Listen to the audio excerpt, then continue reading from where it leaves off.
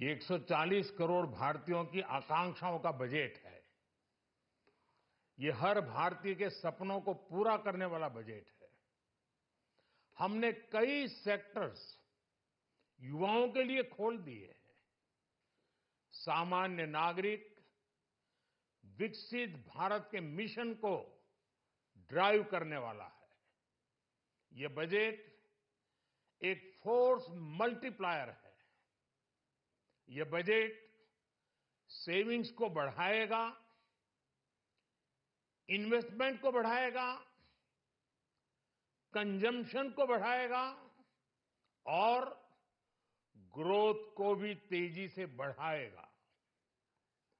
मैं वित्त मंत्री निर्मला सीतारमण जी और उनकी पूरी टीम को इस जनता जनार्दन का बजट, पीपल्स का बजट, इसके लिए बहुत बहुत बधाई देता हूं।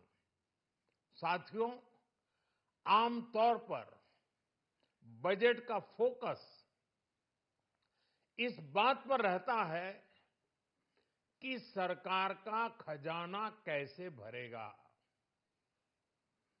लेकिन ये बजट उससे बिल्कुल उल्टा है।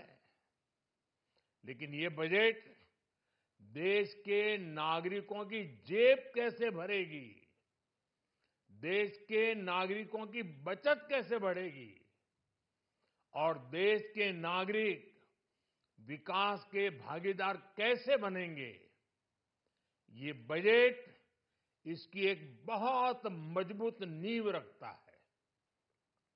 साथियों, इस बजट में रिफॉर्म की दिशा में महत्वपूर्ण कदम उठाए गए हैं। न्यूक्लियर एनर्जी में प्राइवेट सेक्टर को बढ़ावा देने का निर्णय बहुत ही ऐतिहासिक है। ये आने वाले समय में सिविल न्यूक्लियर एनर्जी का बड़ा योगदान देश के विकास में सुनिश्चित करेगा। बजट में रोजगार के सभी क्षेत्रों को हर प्रकार से प्राथमिकता दी गई है। लेकिन मैं दो चीजों पर ध्यान आकर्षित करना चाहूंगा। उन रिफॉर्म्स की मैं चर्चा करना चाहूंगा जो आने वाले समय में बहुत बड़ा परिवर्तन लाने वाले हैं। एक, इंफ्रास्ट्रक्चर स्टेटस देने के कारण भारत में बड़े शिप्स के निर्माण को बढ़ावा मिलेगा। आत्मनिर्भर भारत अभियान को गति मिलेगी और हम सब जानते हैं कि शिप बिल्डिंग ये सर्वाधिक रोजगार देने वाला क्षेत्र है। उसी प्रकार से देश में टूरिज्म के लिए बहुत संभावना है। महत्वपूर्ण 50 टूरिस्ट डेस्टिनेशन, वहां पर जो होटल्स बनाएंगे, उस होटल को पहली बार इंफ्रास्ट्रक्चर के दायरे में लाकर टूरिज्म पर बहुत बल दिया है।